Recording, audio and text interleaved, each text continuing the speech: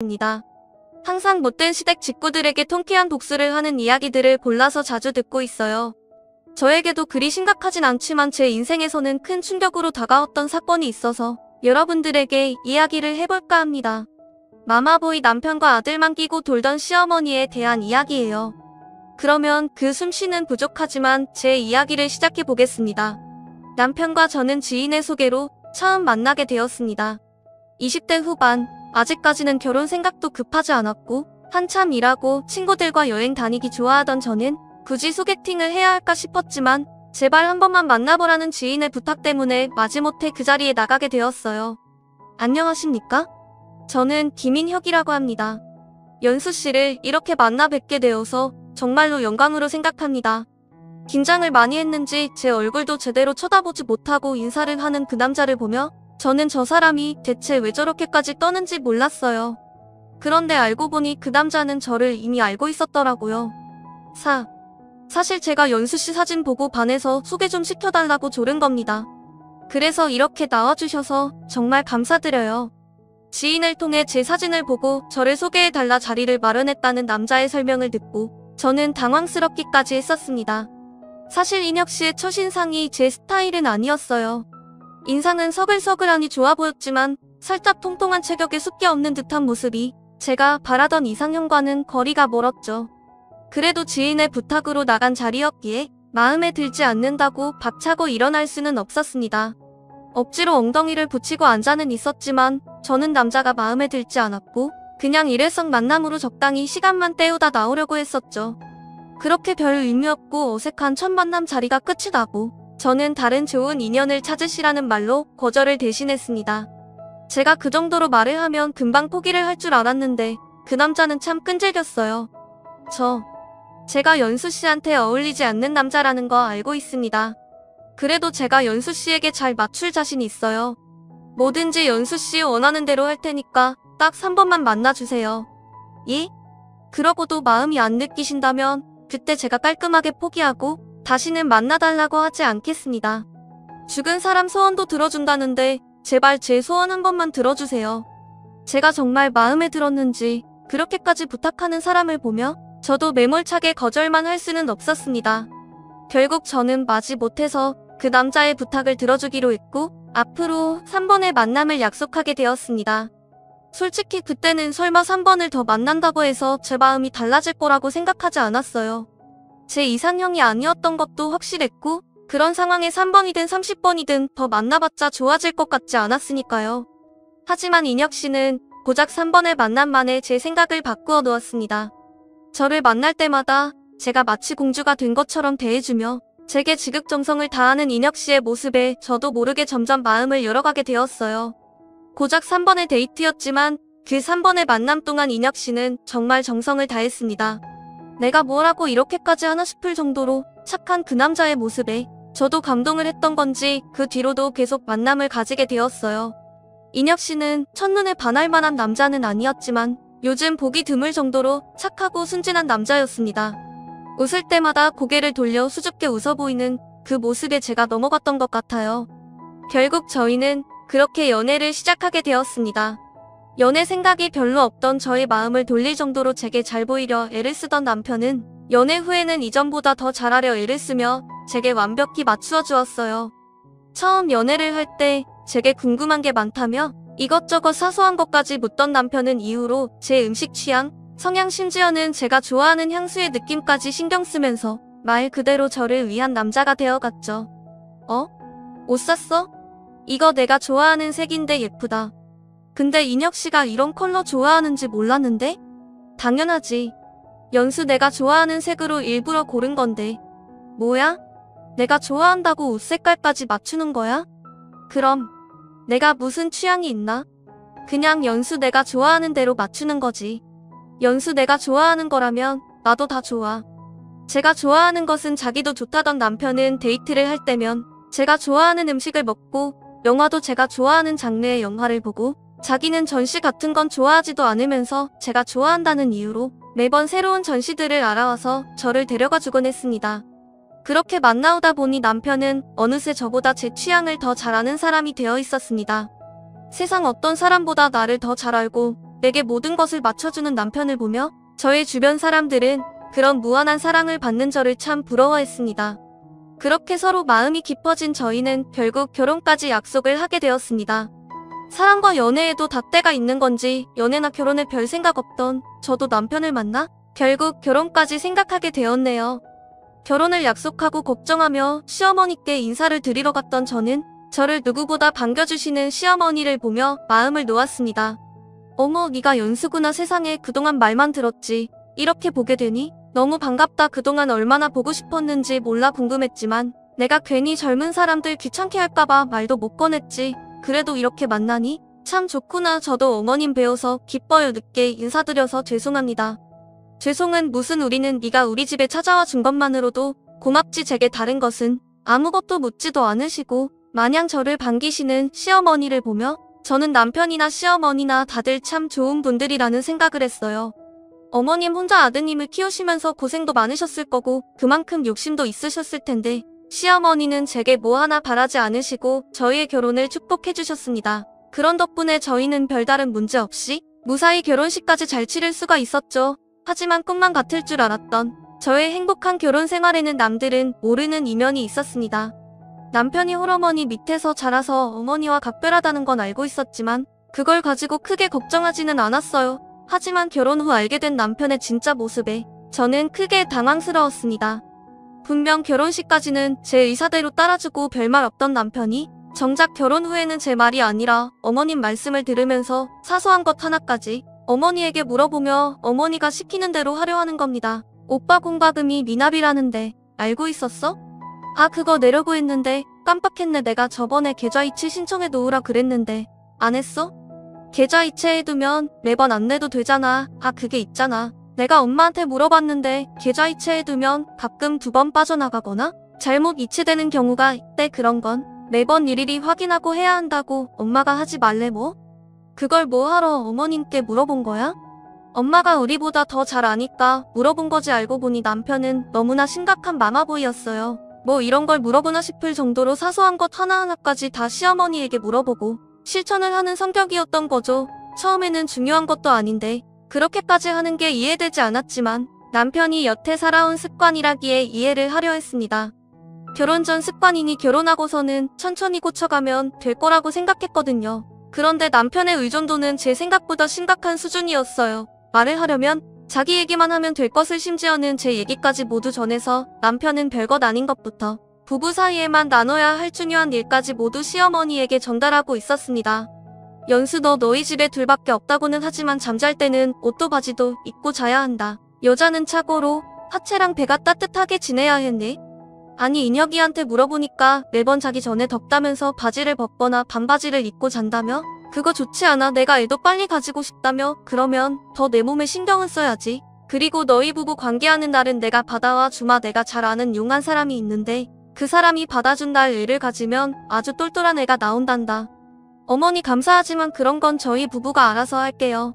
너는 아줌마가 되고도 이런 말이 민망하니? 나도 너처럼 똑같은 여자고 아낸데 뭘 이런 거 가지고. 그리고 그 평일에는 부부 관계도 좀 삼가하고 그래라. 인혁이나 너나 회사 생활하는데 피곤하면 어떡하려고 그래? 어머니, 인혁씨가 그런 말도 다 해요? 뭐? 부부 관계? 아들이 그런 걸 엄마한테 이야기할 수도 있지. 그게 이상하니?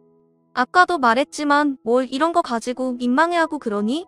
그리고 우리 아들은 엄마한테 뭐든지 말하는 효자야. 효자 살림과 다른 이야기는 부모 자식 간에 이야기할 수 있다고 생각했어요. 그런데 부부만 알아야 하는 다른 사람들에게 말하기 민망한 내용들까지 남편은 어머님에게 고지곳대로 이야기하고 있었죠. 그뿐만이 아니었어요.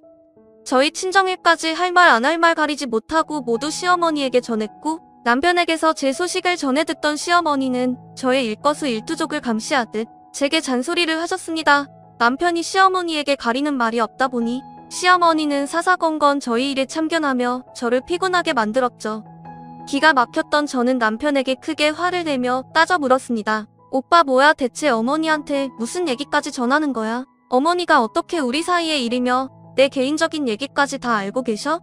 아니, 엄마랑 얘기하다 보니까 나도 모르게 얘기가 나와서. 그리고 중요한 일은 엄마도 알고 있어야지 뭐. 그게 왜 중요한 일이야? 나는 사생활도 없어? 어머니가 다 아셔야 할 이유라도 있어? 누가 그렇게까지 얘기를 해? 앞으로 우리가 나눈 얘기들 내일 절대로 시어머니한테 말하지 마 아니? 그래도 우리 엄마도 알건 알아야지. 다 한 가족으로 걱정해 주시는 건데 우리끼리 결정하고 판단하다가 뭐가 잘못되기라도 하면 어떡해. 오빠 어른 아니야? 나랑 결혼까지 했잖아. 오빠가 결혼 전에 어머니한테 얼마나 의존했는지 모르겠지만 나랑 결혼하고 가정을 꾸렸으면 이젠 어머니 그늘에서 벗어나야지 아니? 이렇게까지 마마보이인 사람이 나랑 연애는 대체 어떻게 한 거야? 설마 그때도 하나하나 다 어머니한테 물어보고 한 거야? 제 물음에 우물쭈물하며 대답 못하고 눈을 피하는 남편을 보니 정말 기가 막혔습니다. 설마 하고 물어본 얘기였는데 진짜로 연애 때부터 시어머니 말을 듣고 저랑 연애를 했었던 거예요. 그 얘기까지 알고 나니까 저는 사기 결혼을 당한 기분이었습니다. 대체 내가 알고 있던 사람이 남편인 건지 시어머니인 건지 혼란스러워졌죠. 그 일로 크게 충격을 받은 제가 한동안 남편에게 냉담하게 굴고 말을 섞지 않았더니 남편이 제 눈치를 보기 시작했고 그 뒤로는 제 얘기를 시어머니께 전하는 일은 줄어들었어요. 하지만 그렇다고 시어머니의 간섭이 줄어들지는 않았습니다. 남편이 시어머니에게 보고를 하지 않자 시어머니는 더 집요하게 저희 부부 사이를 파고들려 하셨습니다. 제 앞에서 아주 대놓고 저희 사생활을 캐물으시고 모든 걸 자기 뜻대로만 하고 싶어 하셨습니다. 별별 일들로 저희 부부를 간섭하려던 시어머니 때문에 시댁에서 기분이 상해서 돌아오는 날이면 남편은 시어머니 앞에서는 시어머니 눈치를 보다가 집에 와서는 그제서야 제 눈치를 보기 시작했습니다. 여보 미안해. 화 많이 났어? 화가 많이 났냐고? 그럼 화가 안 나게 생겼어? 오빠는 거기서 왜 어머니 편을 들고 있는 거야? 내 편 안 될 거면 가만히라도 있던가. 오빠가 자꾸 어머니 편만 드니까 어머니가 더 그러시는 거잖아. 왜 내가 모든 걸 하나하나 간섭받고 어머니 좋은 대로 해야 해? 내가 어머니랑 사는 거야? 오빠랑 사는 거야? 아니 그럼 어떻게 엄마 앞에서 자기 편 들면 엄마가 화낼 거 아니야. 나는? 화 안 내? 지금 내가 내는 건 뭐 투정으로 보여? 미안해 자기야. 내가 잘못했어. 화 풀어. 응? 나도 우리 엄마 감당이 안 돼서 그래. 앞에서 싸워봤자 좋을 게 뭐가 있어. 다 우리 위해서 그런 거지 엄마 편 만든 건 아니야. 우리 엄마 성격 알면서 그래. 응? 그래 근데 그렇다고 이렇게 밑도 끝도 없이 다 맞추기만 해야 하냐고. 나는 무슨 성격 없어? 자기는 착하잖아. 미안해. 내가 자기 가지고 싶다고 했던 가방 사줄게. 한 번만 화 풀어. 그런 식으로 시어머니 때문에 싸우는 날이면 남편은 뒤늦은 선물 공세와 애정 표현으로 제 기분을 애써 풀어주려 했습니다. 앞뒤 태도가 다른 남편의 모습이 섭섭했지만 그땐 남편도 시어머니와 제 사이에서 힘들 거라 생각하며 나름의 처세술일 거라고 이해하고 넘어가려고 생각했어요. 남편이 시어머니 편을 들기는 하지만 여전히 저를 사랑했고 둘만 있을 때는 저한테 정말 잘했거든요.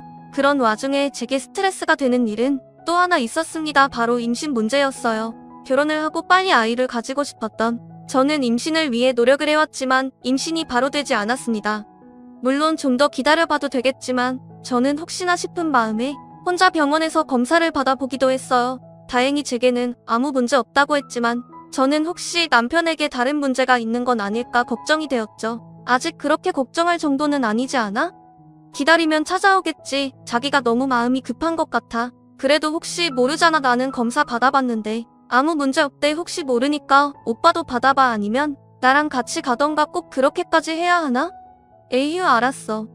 내가 회사 점심에 다녀올게. 그 뒤로 점심시간 일쪽에 혼자 병원에 갔다던 남편도 별다른 문제가 없다는 얘기만 제게 전했습니다. 그런데도 결혼하고 내내 기다리던 아이 소식이 계속 들리지 않자 이번에도 시어머니가 잔소리를 시작하셨습니다. 아이가 생기지 않는 원인을 저에게서 찾고 싶으신 건지 또 제가 하는 것들을 간섭하려 하셨죠. 너 찬 거 마시지 마라. 너 자꾸 찬 거 마셔서 애가 안 생기는 거 아니니? 그래 요즘 불임 많다잖아. 다 그게 찬 커피 마셔서 그러는 것 같네. 어머니 그럼 대한민국 직장인들은 다 불임이게요? 얘 너 너무 많이 먹는 거 아니니? 그러고 보니까 너 결혼하고 살찐 것 같다? 살찌면 임신 안 된다는데 조심 좀 해라. 어머니 저 성인 된 이후로 살찐 적이 없어요. 결혼하고도 더 빠졌는데요. 그래? 근데 왜 이렇게 부어 보이니? 나이가 들어서 그런가? 그거에 비하면 우리 아들은 왜 이렇게 살이 빠졌을까? 홀쭉한 것이 너무 안쓰러워 보이네. 어머니는 제가 찬 커피를 먹어서 살이 쪄서 임신이 안 되는 거라며 또 제 탓만 하셨습니다. 하지만 오히려 결혼 이후 살이 찐 건 제가 아닌 남편이었어요. 저야 시어머니가 그렇게 스트레스를 주시는데 살이 찔 틈이 있나요? 반면 남편은 늘 한 입 더 먹이려는 시어머니 때문에 연애 때 입던 옷들이 하나도 맞지 않을 정도로 살이 찌고 있었습니다. 연애 때도 조금 체격이 있어 보이던 남편은 어려서부터 소화 비만이었습니다. 그것도 모두 어렸을 적부터 아들 입에 들어가는 거라면 아끼지 않으시는 시어머니 덕분이었죠. 그나마 연애 때는 저한테 잘 보이려고 식단 조절이라도 한 건지 그 정도는 아니었었는데 결혼 이후에는 아주 고삐를 풀어버린 것처럼 먹기만 했고 시어머니는 그런 남편을 말릴 생각도 없이 하나라도 더 해먹이지 못해 안달이셨습니다. 이녀가 이것도 먹어봐라 이것도. 왜 이렇게 못 먹니? 너도 나이 들었나 보다. 이전만큼 먹지를 못하네. 요즘 회사 일이 힘드니? 스트레스 받아서 입맛이라도 없는 거야? 어머니 그 입 많이 먹었어요. 그만큼 먹었으면 더 먹는 게 이상하죠. 이제 그만 주세요. 너는 이게 뭐가 많다고 그러니? 얘가 전에는 무조건 밥을 2~3공기씩 먹던 애야. 키가 이만큼인데 그 정도는 먹어야지. 어머니 아무리 그래도 그만큼 먹는 사람이 어디 있어요. 한 공기도 충분하죠. 안 그래도 요즘 남편 살쪄서 맞는 옷이 하나도 없는데 어머니가 자꾸 넣어주시면 어떡해요. 살찌면 건강도 나빠지고 좋은 거 없어요. 그러니까 어머니도 자꾸 먹이지 마세요. 아니 너는 왜 먹는 걸로 타박을 하니? 어머니는 통통한 아드님 얼굴이 야위어만 보이시는지 제가 만류를 하는데도 자꾸만 음식을 권하곤 하셨습니다. 제가 옆에서 눈치를 줘도 남편은 시어머니 주는 대로 다 받아 먹으며 살만 쪄가고 있었어요. 보기 싫은 것도 문제였지만 살이 찌면 고혈압이나 당뇨도 위험하고 건강이 걱정되어 만류하고 싶었어요. 안 그래도 임신이 되지 않아 걱정이었는데 체중이 임신에 영향이 있다는 얘기를 듣고 더 걱정이 되었거든요. 남편의 건강을 위해서도 우리 부부의 임신을 위해서도 저는 남편의 다이어트를 밀어붙였죠. 남편은 벌써 100kg이 육박하는 몸인데 야위어 보인다며 남편의 다이어트를 매번 무산시켰던 시어머니와 언쟁을 벌여가며 남편 다이어트의 허락을 겨우 받아냈습니다. 그래도 시어머니와 언쟁을 벌이면서까지 시작하게 된 남편의 다이어트는 기대 이상으로 성공적이었어요. 남편 인생을 통틀어 가장 날씬하고 탄탄한 몸매로 변하게 되었거든요. 물론 그 모습을 만드는 데까지 쉽지는 않았습니다. 제가 매일 포기하려는 남편을 어르고 달래고 때로는 혼을 내기까지 하며 같이 운동을 하며 만들어낸 결과물이었습니다. 영양과 칼로리를 신경을 쓴 식단까지 제가 직접 다 해다 먹였어요. 거기다 저 몰래 다이어트에 도움이 안 되는 음식을 남편에게 해다 먹이려고 하는 시어머니를 막으려 제가 매일같이 감시를 해야 했어요. 남편의 회사 사람들로부터 다른 주변 사람들 모두 변한 남편의 모습을 보면서 그제서야 인물이 환하다고 건강해 보인다며 긍정적인 소리들을 해주었죠. 그런 남편의 모습에 유일하게 꾸안한 모습을 보이고 있던 사람이 시어머니였습니다. 살에 파묻혀 있던 외모에 건강까지 잡은 남편의 모습을 비쩍 마르고 야위었다며 앓는 소리를 했어요. 건강하게 변한 남편의 긍정적인 소식 말고도 또 하나의 기쁜 소식이 저에게 찾아왔습니다. 남편의 다이어트가 성공하고 시간이 어느 정도 지났을 무렵 유독 회사 일을 하면서 졸리고 피곤했어요. 그때는 단순히 식곤증이나 남편에게 신경을 많이 쓴 탓이라고 치부했죠. 그런데 매달 정확한 주기로 하던 월경이 늦어지고 있었어요. 그것 말고도 좀처럼 보이지 않던 몸의 변화가 느껴졌어요. 처음에는 임신을 생각하기보다 혹시 몸에 문제가 생긴 게 아닐까 걱정을 하며 제 증상들을 인터넷에 검색하게 되었죠. 그리고는 제 증상들이 임신 초기의 증상임을 알게 되었습니다. 임신을 하려 노력은 하고 있었지만 좀처럼 소식이 없는 이유로 기대를 하지 않고 있던 저는 두부자에게 알리지 않고 혼자 회사 점심시간을 이용해 산부인과를 찾게 되었습니다. 괜한 기대를 하면 실망만 더 크게 할 것 같아 검사를 받기 직전까지 아무런 생각을 하지 않았어요. 그런데 의사분에게 초음파 검사를 받으면서 제가 꿈에 그리던 말을 듣게 되었습니다. 바로 임신 소식이었죠. 결혼을 하고 계속해서 바라던 아이였는데 다이어트를 열심히 따라와준 남편과 저의 노력으로 소중한 아이가 찾아와 주어서 너무 기뻤습니다. 마음 같아선 당장에 시어머니와 남편에게 기쁜 소식을 알리고 싶었지만 깜짝 놀라게 해주고 싶었어요. 남편의 건강과 다이어트 때문에 필사적으로 몸에 좋지 않은 음식을 막아왔던 저였기에 갑작스레 먹고 싶은 음식을 모두 모아 먹자는 제 제안을 두부자 모두 이상하게 생각했습니다. 아이가 생겼다는 제 이야기를 듣고 기뻐할 남편과 시어머니의 모습을 상상하니 어서 빨리 퇴근을 하고 싶었어요. 근무를 하는 내내 컴퓨터의 시간만 보며 퇴근 시간을 기다리게 되었고 5시 정각이 되는 시간에 맞춰 불이 나게 시댁으로 가게 되었습니다. 어머니 저 왔어요. 너 옷도 안 갈아입고 바로 온 거야? 아니 무슨 일이길래 이렇게 급하게 온 거니? 별일 아니에요. 그냥 인혁씨가 다이어트 한다고 고생도 했고 어머님께서도 아들 마음껏 먹이지 못하셔서 속상하실 것 같아서 겸사겸사 자리를 마련하려고요. 그래 잘 생각했어. 내가 너 때문에 말은 못했지만 우리 인혁이 매력이 풍채에서 나오는 남자다움이 아니니? 남자가 그렇게 마르면 밖에서 힘도 못 써요. 이제부터라도 우리 인혁이 원하는 대로 먹이고 살자. 그때 저는 시어머니 입에서 무슨 이야기가 나와도 좋았습니다. 퇴근하면서 사온 음식 재료들로 콧노래까지 부르며 음식을 하게 되었고 오랜만에 아들에게 마음껏 먹일 수 있다는 생각에 남편과 시어머니가 좋아하는 음식을 하고 있었죠. 그 외에도 두 사람이 좋아하는 배달 음식까지 시켰기에 주방에 있는 식탁에 말고 거실에 따로 상을 펴야 했어요. 일을 마치고 온 남편도 한순간 변한 제 모습을 보고 무슨 일인가 싶어 눈치를 보고 있었죠. 기분이 날아갈 듯 좋은 제 모습을 보고 금방 안심을 하게 된 남편은 간만에 포식하게 생겼다며 옷까지 갈아입고 먹을 준비를 하고 있었습니다. 임신을 성공하니 그런 남편의 모습까지 모두 다 좋았어요. 정말 한상 떡 벌어지게 차린 음식들로 흥분 상태인 남편과 시어머니와 같이 모두가 즐겁고 맛있는 식사 시간을 가지게 되었습니다. 어느 정도 식사를 마칠 때쯤 분위기를 보던 저는 제 임신 소식을 두 사람에게 알리게 되었죠.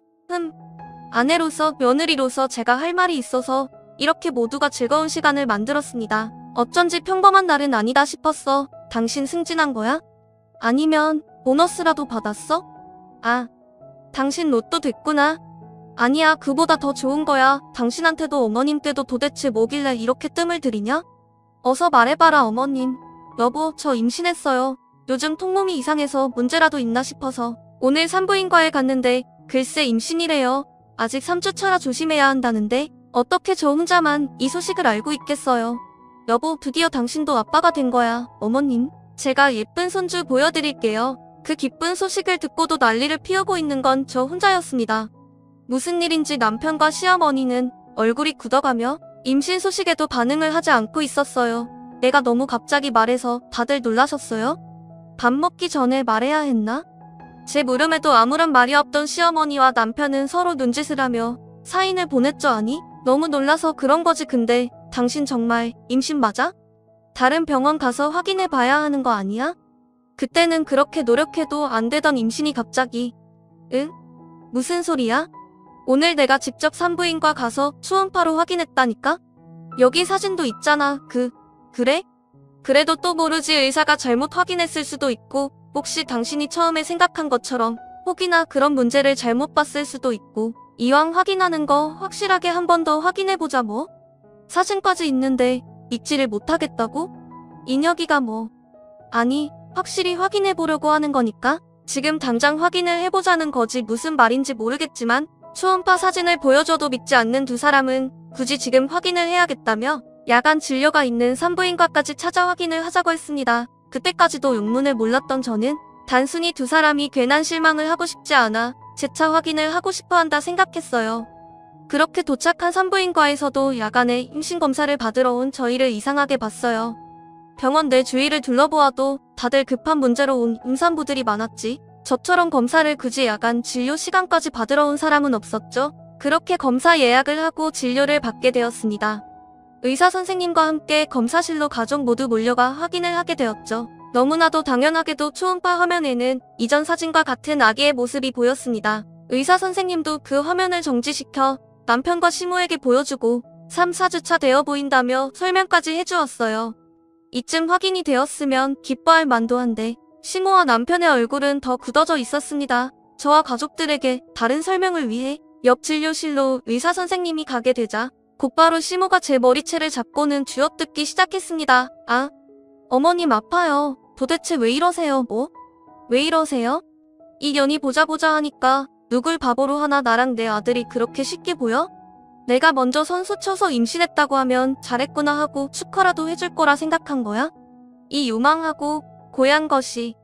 무슨 말씀이세요? 이거 좀 놓고 이야기하시라고요. 여보, 당신 어머니 좀 말려봐. 내가 엄마를 왜 말려? 당신 어떻게 이럴 수 있어? 나만 사랑할 것 같이 말하고 행동해놓고 애초에 나 다이어트 시키려고 했던 게 당신 바람피는데 내 눈 돌리려고 했던 거야? 당신이 바라는 대로 한 나한테 이런 기만한 모습을 보여주려고 한 거냐고? 어떻게 나랑 엄마한테 딴 놈이를 가져놓고 보란듯이 우리 아이라고 보여줄 수 있어? 아 도대체 무슨 말이냐고. 바람을 피다니 병원까지 와서 확인해놓고 당신 아이가 아니라니 욕 좀 말려보라고. 나 무정자증이야. 당신이 검사 받으라고 병원 간 날 내가 아이를 가질 수 없는 무정자증이라는 걸 알았다고. 나도 충격이었고 아이를 누구보다 바라는 당신한테 차마 말할 수 없었어. 나도 끝까지 숨기려고 했던 건 아니야. 엄마가 바로 이야기하지 말라고 해서. 나도 괴로웠다고. 당신을 속이는 게 그래도 언젠가는 이야기하려고 했어. 우리 사이가 좀 더 확실해질 때까지. 근데 어떻게 엄마랑 나한테 임신을 했다고 속일 수가 있어? 내가 당신한테 무정자증이라는 걸 속이긴 했지만 이건 도덕적으로도 내가 당신을 속인 것과는 전혀 다르잖아. 그래? 내가 우리 모자를 아주 물로 본 거지. 사람을 속이려면 뭘 좀 알고 속이던가. 이제 다 필요 없고 우리 아들한테 피눈물 흘리게 하는 인연. 오늘 너 죽고 나 살자. 너 오늘 제삿날이야. 검사실 정리를 위해 왔던 간호사가 말려도 봤지만 소용이 없었어요. 당장의 남편 말이 귀에 제대로 들려오지도 않았고 우선은 제 머리털을 모두 다 쥐어뜯으려는 시모에게 저항하는 게 우선이었죠. 저는 아파서 소리를 지르고 시모는 악을 쓰고 남편은 울먹이는 난장판 상황에 간호사를 따라 들어온 의사 선생님께서 한마디를 하셨죠. 이러지들 마세요. 이러지 마시라고요. 다들 그만. 차분한 성격의 의사 선생님께서 소리를 지르자 순간 검사실에 있던 우리 모두가 얼음이 되었습니다. 다들 병원 검사실에서 뭐 하시는 거예요? 그리고 잠깐 이야기를 듣긴 했는데 남편분 무정자증 정확하게 어떤 소견을 받으셨어요? 네? 무슨 소견은 그냥 무정자증이죠. 무정자증이라고 해도 어떤 상황인지 담당 전문의께서 설명을 해주셨을 거 아니에요. 그때 너무 충격적이라 무정자증이라는 소리 듣고 몽해서 여기서들 이러지 마시고 우선 당장 남편분 데리고 검사받은 병원 다시 가보세요. 거기서 남편분이 자연 임신이 가능한 무정자증인지 확인하시라고요. 제 병원에서 이러지들 마시고. 저도 그때는 무정자증에 대해서 아무것도 모르고 있을 때였습니다. 듣기는 해봤지만 수많은 사람들 중에 제 남편이 그럴 거라 생각하지도 않았고 관심도 없었으니까요. 당장의 병원을 찾아가고 싶었지만 너무 늦은 시각이라 다음날 병원을 찾기로 했죠. 산부인과 의사 선생님의 말에 자신이 뭣도 모르고 난리를 피웠다고 생각했는지 시모와 남편 모두 조금은 위축된 모습이었습니다. 제대로 알지도 못하면서 두 사람이 이 난리를 피워?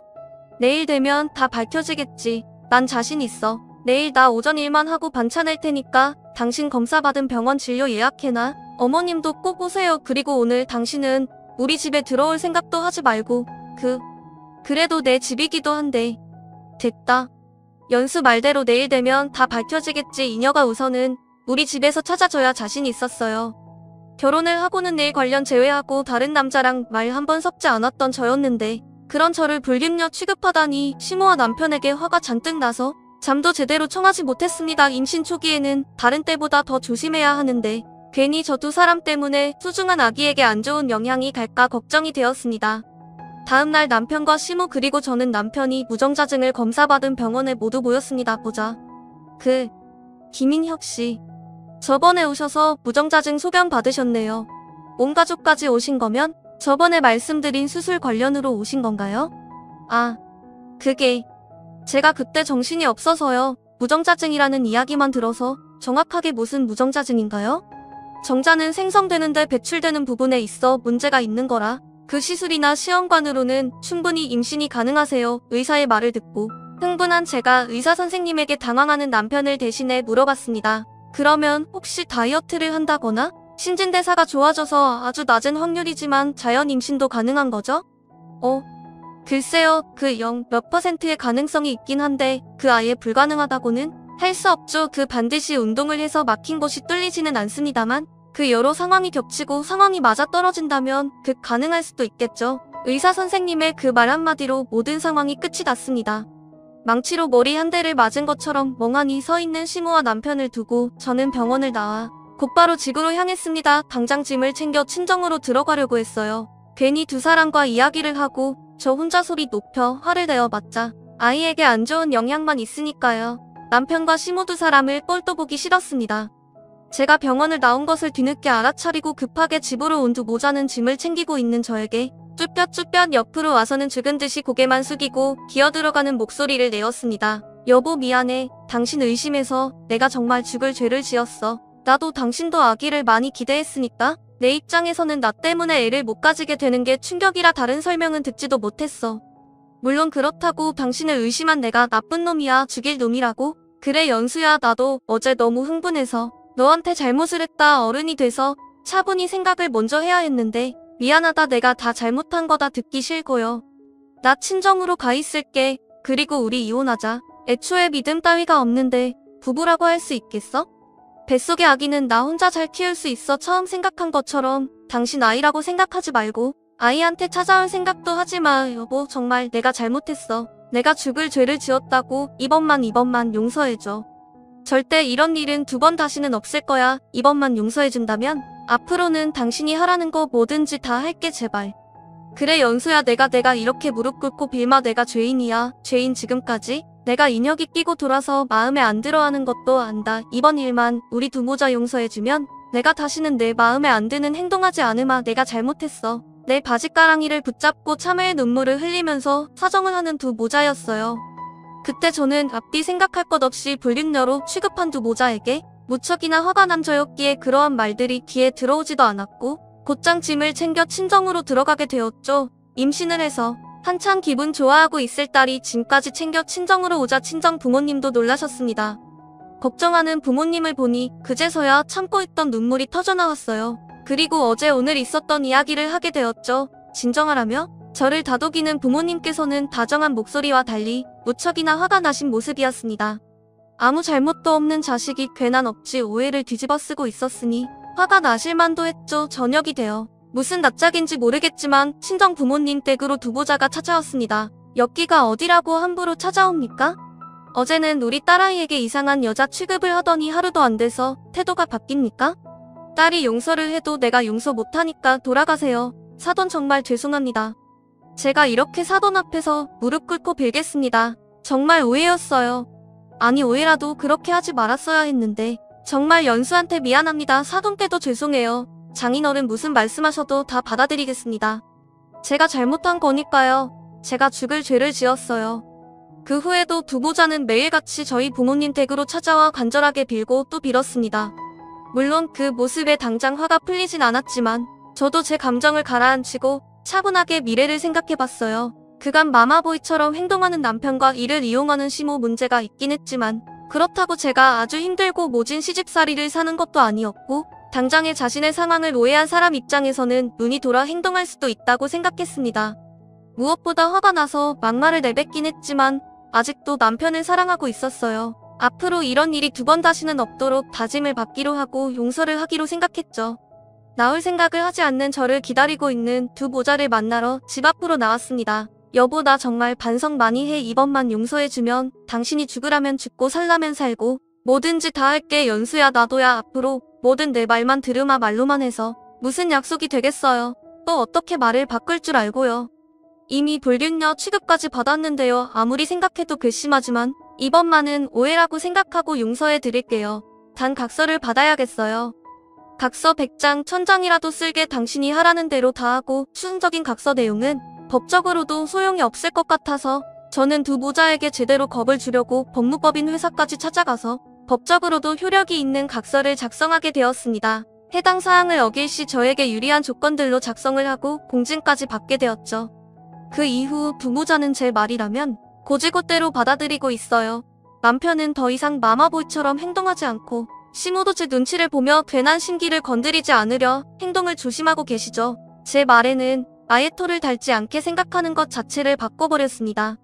지금은 남편과 저 그리고 태어난 아이 세 식구가 행복하게 지내고 있습니다. 시집살이는 남의 집 이야기고 제 말이라면 죽은 척까지 하는 남편으로 행복한 삶을 보내고 있네요. 저 혼자만의 생각일 수도 있지만 세상에서 가장 편안한 삶을 살고 있는 며느리이자 아내이지 않을까 싶네요. 앞으로는 지금처럼만 같이 온 가족 행복한 시간만 보냈으면 해요.